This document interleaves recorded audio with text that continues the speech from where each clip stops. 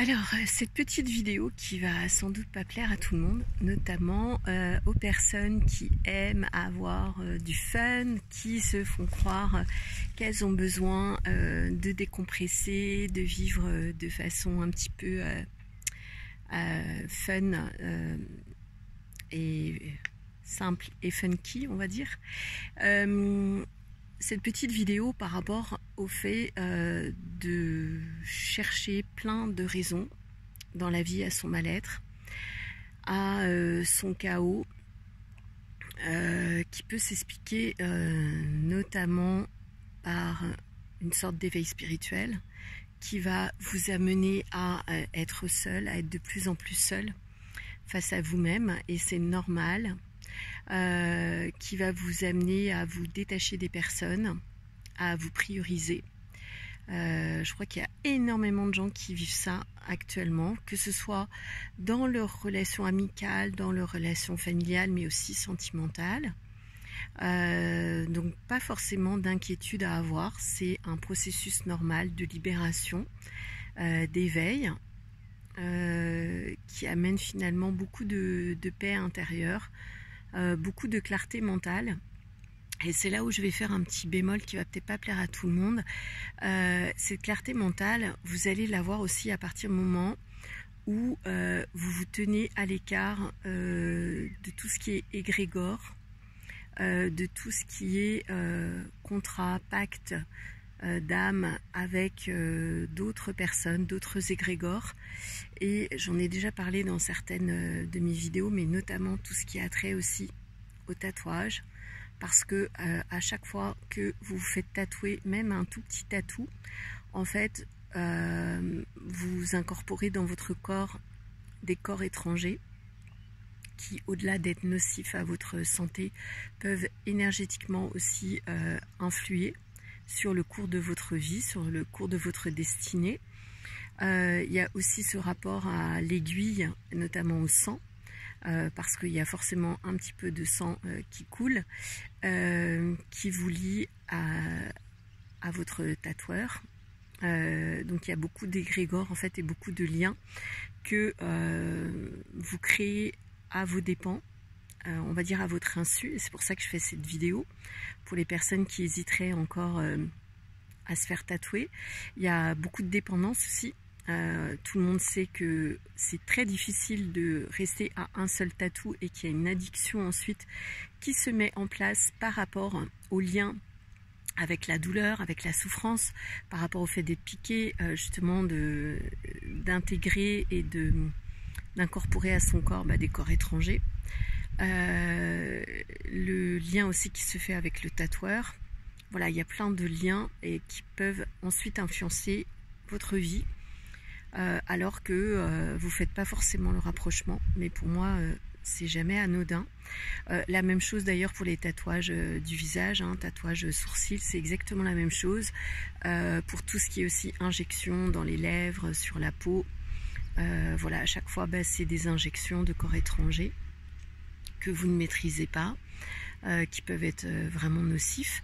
Et au-delà de ça, pour fermer un petit peu la boucle, ce qui peut avoir aussi beaucoup d'incidences, et on s'en rend peut-être pas compte, c'est aussi la consommation d'alcool, de sucre à haute dose.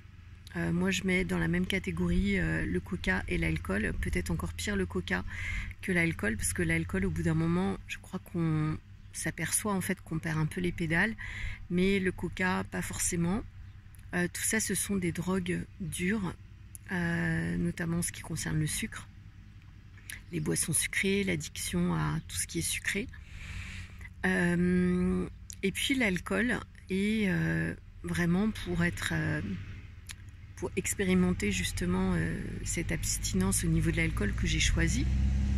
Je peux vous assurer que au niveau de la clarté mentale, au niveau des choix de vie, au niveau de son intégrité, de son éthique, au niveau de son émotionnel, c'est 10 000 fois plus facile à gérer quand on ne consomme pas d'alcool, parce que finalement on a en permanence les idées claires. Si on fait attention à ce qu'on mange, si on fait attention à ses relations, à pas avoir de relations polluantes aussi, des personnes qui nous drainent dans notre entourage, que ce soit famille, amis ou partenaires de vie, ou partenaires même ponctuels, et ben en fait on a vraiment de la clarté mentale qui nous permet de faire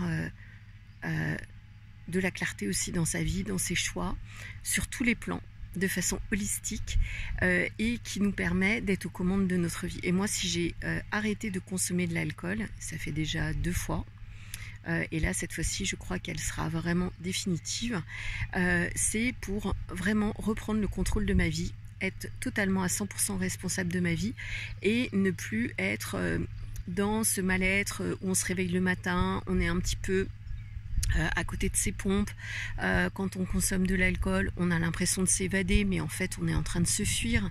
On fuit ses émotions, on a envie d'oublier, on a envie finalement de disparaître à travers cette espèce d'euphorie et cette ivresse de vivre, hein, qui n'en est pas une.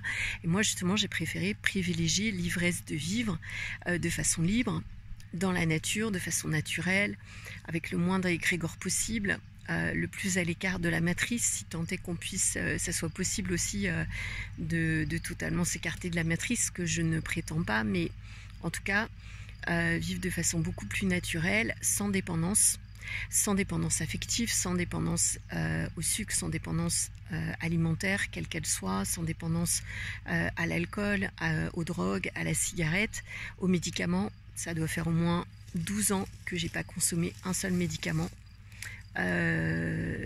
Et vraiment voilà, ça faisait 10 ans que j'avais pas fait de bilan aussi médical, et tout va très bien pour moi, merci, mais je suis pas étonnée en fait par rapport au choix que j'ai fait d'avoir une hygiène de vie irréprochable.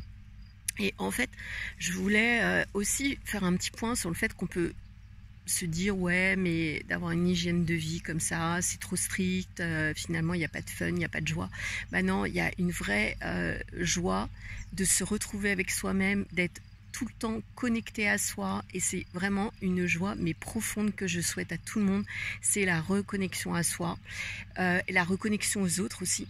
Et moi maintenant c'est décidé, mon partenaire de vie ne boira pas d'alcool, et ceux que j'ai jusque-là ne boivent pas d'alcool, parce que en fait ça permet vraiment d'être en face to face, en réel, d'être vraiment connecté à l'autre, dans le malaise aussi quand il y en a, dans la connexion, qu'elle soit aussi sexuelle, émotionnelle, mentale.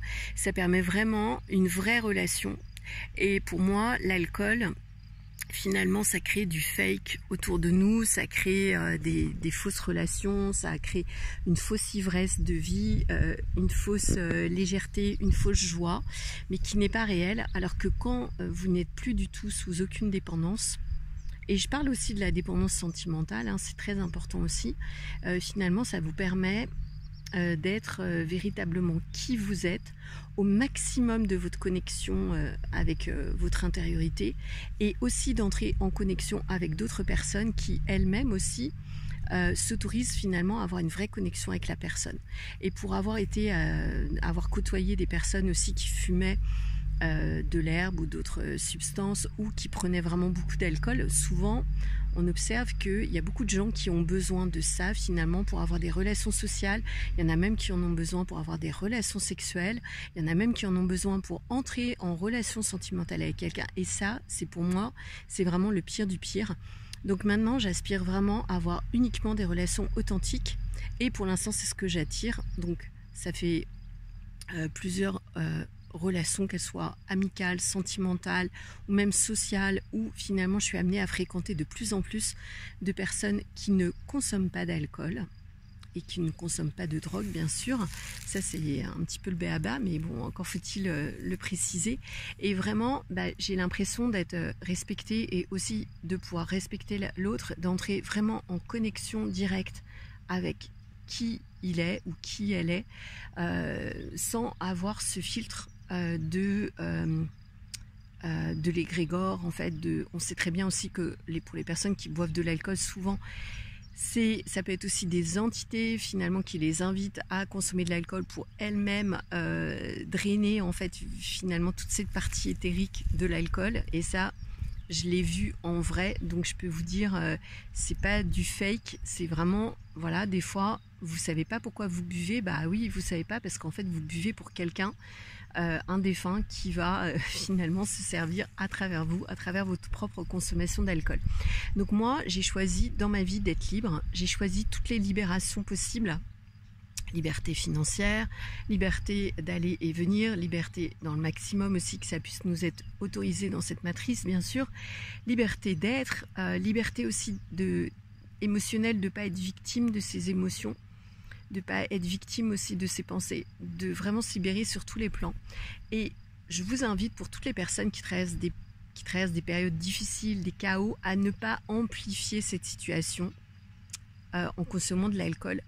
Justement, je crois qu'on rentre dans une phase de dépollution, j'aime pas le mot détox parce que c'est un peu trop à la mode, mais finalement de se délester du surplus. Et quand vous retirez l'alcool, c'est aussi un nouveau filtre que vous retirez et qui vous permet d'entrer encore plus en présence et en connexion avec l'autre. Voilà, donc après, chacun sa vie, chacun ses choix. Mais pour moi, voilà, je le revendique. C'est vraiment quelque chose qui est important pour moi, et pour avoir aussi côtoyé des personnes qui étaient vraiment dans l'alcoolisme non dit, dans l'alcoolisme social, dans l'alcoolisme jovial, dans l'alcoolisme relationnel, parce que tout le monde le fait. Finalement, c'est pas parce que tout le monde le fait que c'est ok. Et j'ai plus envie de ça. J'ai plus envie de connecter avec des gens parce que finalement, ça se fait au travers de l'alcool. J'ai envie de connecter par un vrai regard, par des vraies émotions et une vraie relation, une vraie connexion. Voilà, à bon entendeur, je vous retrouve très vite. À bientôt.